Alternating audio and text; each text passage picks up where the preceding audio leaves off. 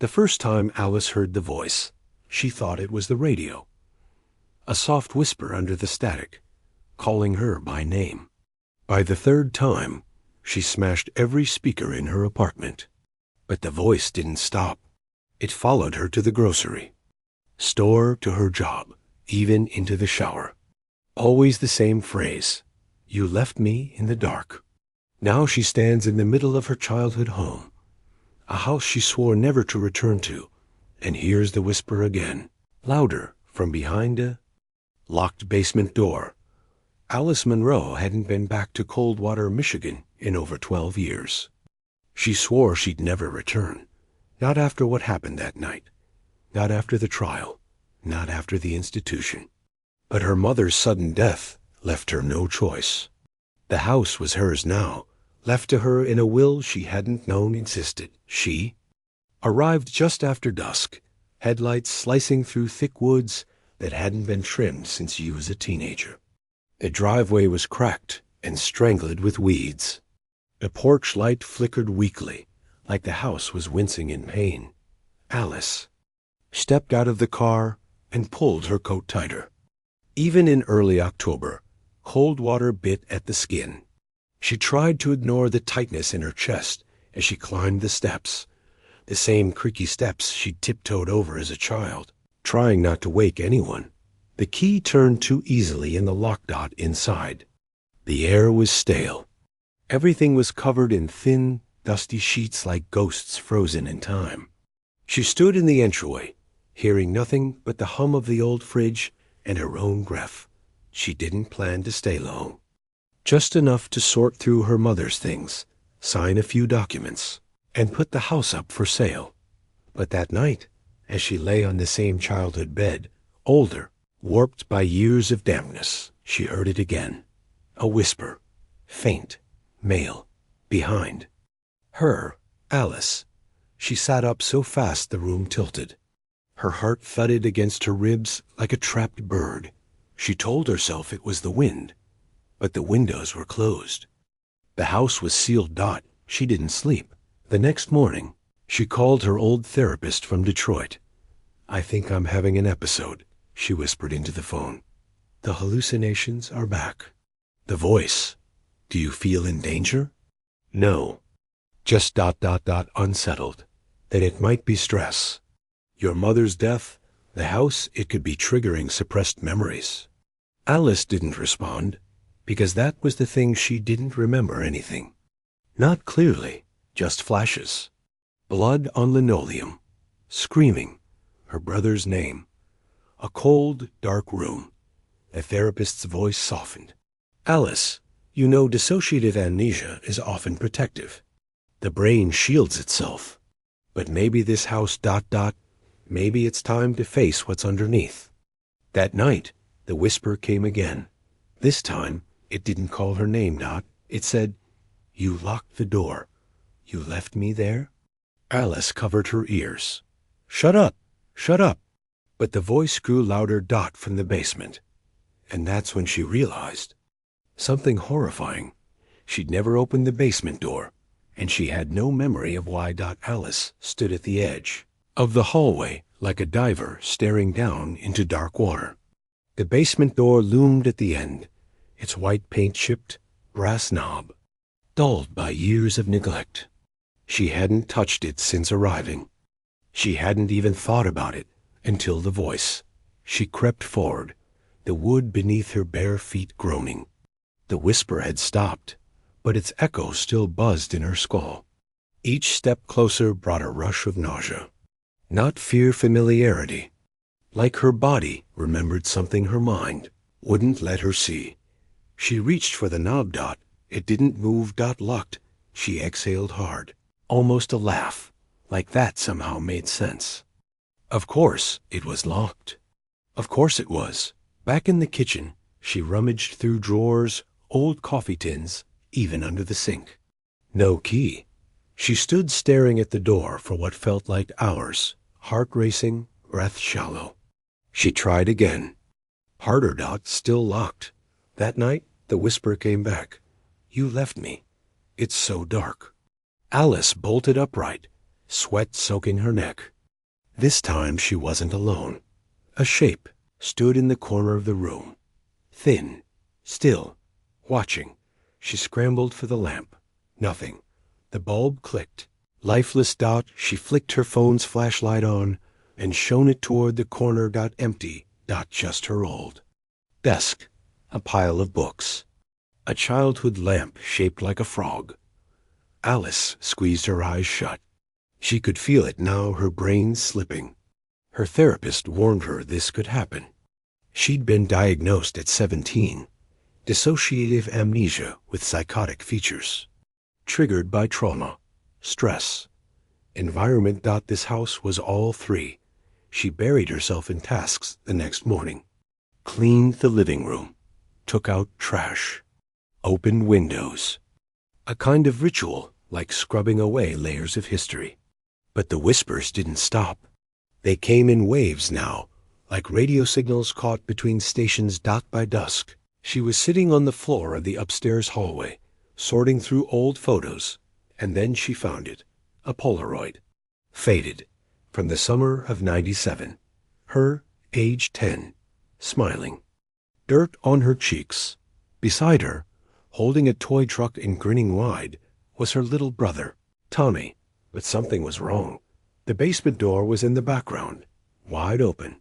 Inside was only darkness. And in the corner, a third figure, almost out of frame. A child. Thin, pale, no smile. Alice stared at it until her eyes watered. She didn't remember any other children. She turned the photo over. Her mother's shaky handwriting. Alice, Tommy, and Eli. June 1997. Eli? The name hit her like a slap. The whisper came again, louder this time, from every wall. You forgot me. Alice screamed and threw the photo. It hit the basement door. Clicked. The lock disengaged. The sound was unmistakable. A dull click that echoed through the silence like a dropped stone in a well. Alice froze, hand still outstretched from throwing the photo. Her breathing slowed into shallow gasps. She stared at the basement door. It had unlocked itself. She waited. Nothing moved. Cautiously, she stepped forward, picking up the photo. The three of them stared back at her. Herself, Tommy, and the pale boy on the edge of the frame, Eli. The name trembled inside her. Familiar, yet foreign. Like an echo from a dream. She placed the photo on the table and turned the basement doorknob. It turned easily now, smooth and cold. A wave of air rushed past her, musty, damp, ancient, the kind of air you find in old crypts.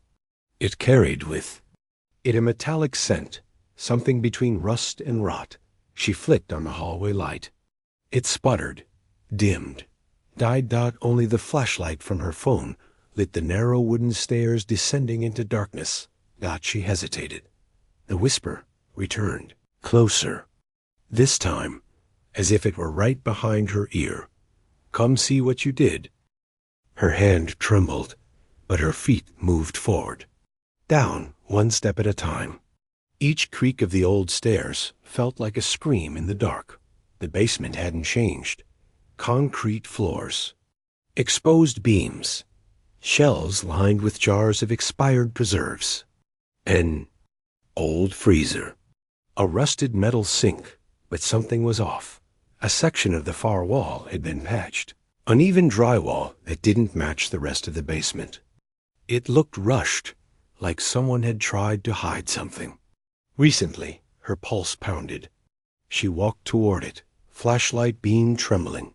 That's when she saw them. Scratch marks. Long, desperate gouges in the concrete near the base of the wall. Fingernails embedded in the grooves. Alice backed away, clutching her chest. Her head spun. The whispers returned, a cacophony now, not just one voice, but many. Crying, pleading, "Don't go, Alice. Please don't lock the door. I'm still here." She turned, stumbling toward the stairs, but something made her stop. A small, Dust-covered shoe lay in the corner. Child size. She knelt, barely breathing, and picked it up. Inside was a torn label, property of Ilo Noroi. Alice dropped it like it burned her. Her vision blurred. Her knees gave out. She sat on the cold floor, clutching her head. The memories didn't come in pictures. They came in sensations. A scream, a locked door. On the stairs. Tommy yelling. Mom said, "Don't go down there." Her mother's face, cold, unreadable, and Eli's voice, sobbing in the dark, behind the wall. Alice crawled back up the stairs, slammed the door shut, and locked it. She stood shaking in the hallway. There was something behind that wall. Something. Her mind had buried. And now it wanted out. Alice didn't sleep that night. She sat at the kitchen table until dawn, staring at the basement door. Every so often, she thought she heard footsteps beneath the floorboards. Small, uneven, shuffling. She made coffee with shaking hands and forced herself to drink it. Her mother's old housecoat still hung by the door. She stared at it for a long time. By noon, she drove into town. Coldwater hadn't changed much. The diner still smelled like grease and wet vinyl. The librarian still smoked outside, despite the no smoking sign on the brick. She avoided eye contact with everyone. She didn't want to be recognized, but part of her knew she already had been. She found what she was looking for at the courthouse. Public records, property deeds, family registries. She scanned the screen for her mother's name, Marlene Monroe. A 1992 birth certificate popped up. Eli Monroe, born February 6, 1992. Mother, Marlene Monroe. Father, no father. Listed. Alice blinked. That couldn't be right. That meant Eli was older than Tommy, older than her. She remembered nothing of him. Nothing. Then she found the death certificate. Eli Monroe. Date of death. Not listed. Date of disappearance. August 3rd, 1997. Status. Presumed dead. Her hand covered her mouth. There had been no funeral, no obituary, no grave. The sheriff's report was brief, barely a page. Child reported missing by mother. Search conducted. No evidence found. Case closed. She closed her eyes. Something wasn't right. She remembered her mother's coldness, her father's absence. But she never remembered Eli. Not once. Not a single fight, a birthday, a family photo. Just that one Polaroid, like he'd been scrubbed from her mind. On the drive back, her phone buzzed. A voicemail from Dr. Lang, her old therapist. Double quotes. Alice. I was reviewing your file. There's something strange in your early records. A note from your first inpatient stay. It mentions a sibling named Eli, but later notes say your only sibling was Tommy. That single quotes S. Not consistent. Did your mother ever mention rehoming a child? Or she stopped the message. Alice pulled into the driveway just as the clouds split open. She sat in the car while rain pelted the windshield. The basement door throbbed in her mind like a migraine. She had to know. She had to see. Back inside. She grabbed a hammer from the garage. The drywall patch was weak, poorly done. Like someone hadn't expected anyone to ever undo it. With every swing, the whispers intensified. You left me. You promised. I was so cold. The wall broke open into a small, square space. A hidden room. Inside was a child's mattress. Rotten, moldy. A rusted bucket. A broken lamp. Scratch marks covered every surface. And on the far wall, written in what looked like blood or paint or something worse, Alice made me stay. Alice screamed, because now she remembered something else. A night. A fight. Her mother. Screaming, he's dangerous. Tommy crying, don't leave him down there. And her own voice whispering, he scares me. her mother handing her the key, her small hand turning the lock. Alice fell backward, the hammer clattering to the floor. Her palm stung from the splinters, but she barely felt it. The darkness inside the hidden room felt alive, like it exhaled. Something rotten and grieving. She stared at the message on the wall. Alice made me stay. And the words reverberated like a heartbeat in her skull. It didn't make sense. None of it made sense. She would have remembered. A child locked in the basement? Her own brother? She thought she was the broken one, the one who'd been hospitalized, the one who forgot chunks of her childhood like old photographs burned at the edges. But this was something deeper, something done to her mind. She ran to the bathroom and vomited. Then, shaking, she sat on the cold tile floor and picked up her phone. She called Tommy. It rang 4 times before his groggy voice answered. "Alice, I need to talk to you," she whispered. A pause. Then, "Are you back at the house?" "Yes, Tommy. I found a room in the basement." Silence. A hidden room. There's writing on the wall. It says I made someone stay. Still nothing. Then, you weren't supposed to open that wall. Alice's breath caught. Tommy sounded different, older, wearier. Like someone who'd been running from something his whole life. Who was Eli? She asked. His voice broke. "You remember him?" "I saw a photo. A shoe. A birth certificate. You told me he wasn't real. You said I made him up." "I had to," Tommy said. "After the hospital, Mom made me. She said if you ever remembered, you'd lose your mind again. She said you blamed yourself." Alice stood slowly, leaning against the doorframe. Did I? Was it my fault? Tommy was crying now, quietly. "You were 5, Alice. 5. You didn't understand what was happening." "What happened?" She begged. Tommy's voice dropped to a whisper. "Eli, he wasn't like us. He'd scream at night. He'd hurt the animals. Once he tried to push me down the stairs. Mom said he was sick, dangerous. She didn't know what else to do. One night, he attacked you. Do you remember that?"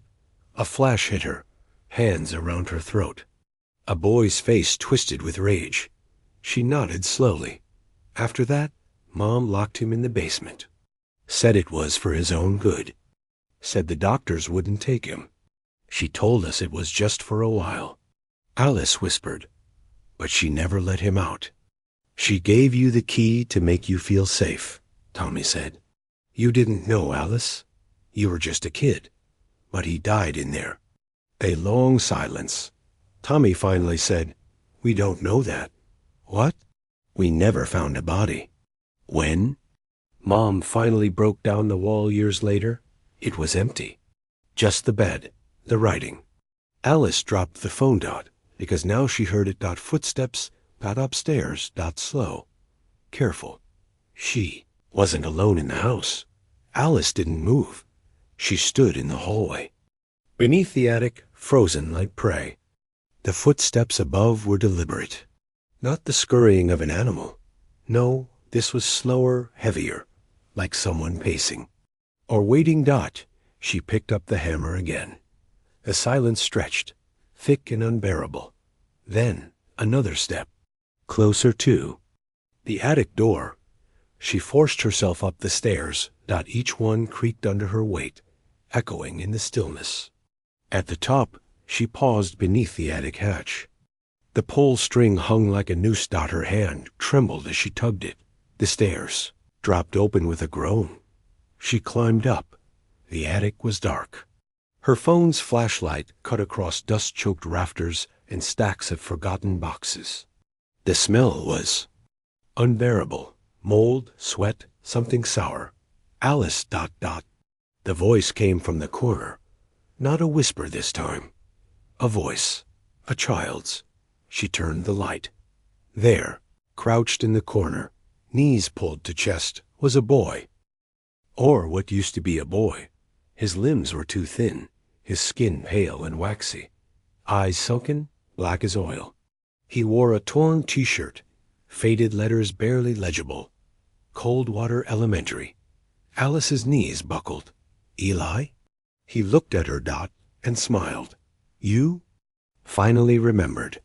Tears ran down her face. This isn't real. You died. They said, I never left, he said. You locked me in. Her throat closed. You tried to forget me. They made you forget, but I was always here, watching. He stood. Do you know what it's like, Alice? To be alone in the dark for years? Screaming for someone who doesn't come? To be erased from your own family? I was 5, she choked out. I didn't know. I didn't. You chose to turn the key. His face twisted, voice rising. I begged you. You covered your ears. I was scared. She screamed. I was your brother. He rushed at her, Dot. She stumbled back, nearly falling through the attic opening. But he didn't touch her. He just hovered, inches from her face, breath cold. I never left, he said again. She blinked, and he was gone. The attic was empty. She descended, sobbing, hammer still in hand. Dot in the kitchen. She found the key, the one her mother gave her. She held it in her palm like it weighed 1,000 pounds. She had to finish this. She went to the basement. One last time, Dot, back into the hidden room, Dot. She placed the key on the rotten mattress. I'm sorry, she whispered. I was just a child. But you deserve better. I remember now. I won't forget you again. The air shifted, Dot. The room warmed, just slightly. A breeze, like a breath. The writing on the wall faded. The whispers stopped, and for the first time in days, Alice felt silence, real silence. She climbed the stairs, closed the door, and didn't lock it. She lay in bed that night, staring at the ceiling. Dot, just before sleep took her, she heard a voice, softer this time. Thank you. Then nothing. The morning sun filtered through lace curtains, painting soft shadows across the floorboards.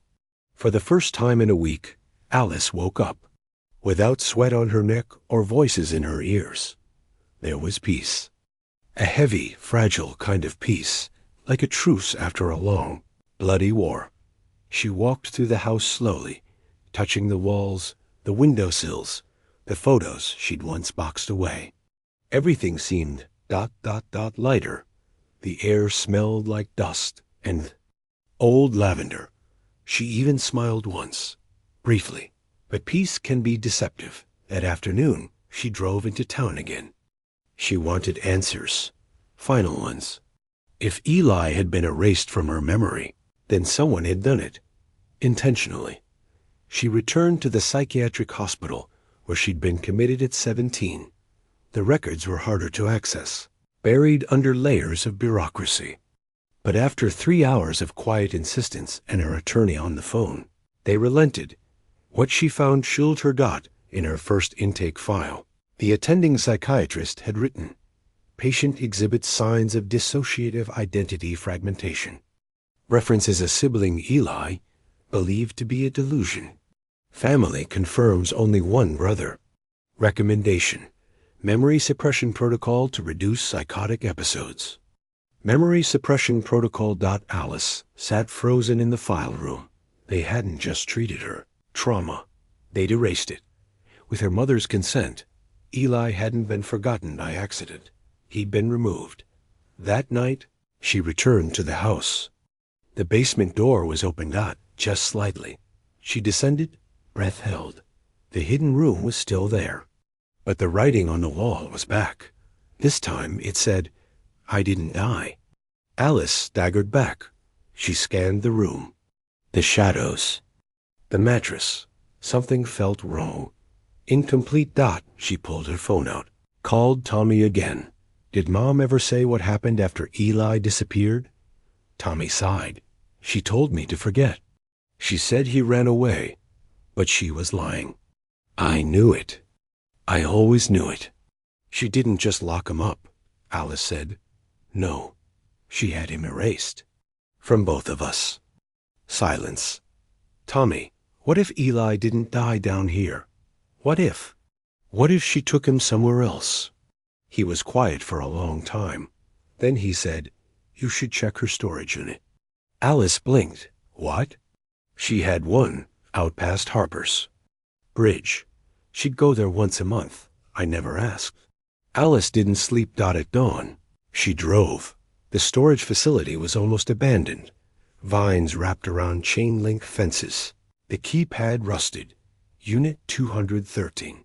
The key still worked inside. It smelled. Like mildew and old fabric. Boxes. Furniture. A cot. A single photograph. Pinned to the wall. A boy. Older now. Pale. Eyes vacant. Eli. Written underneath. In her mother's handwriting. The quiet one. Best kept away. And in the corner of the unit, a small door. Freshly painted shut. Alice stepped forward. Heart pounding.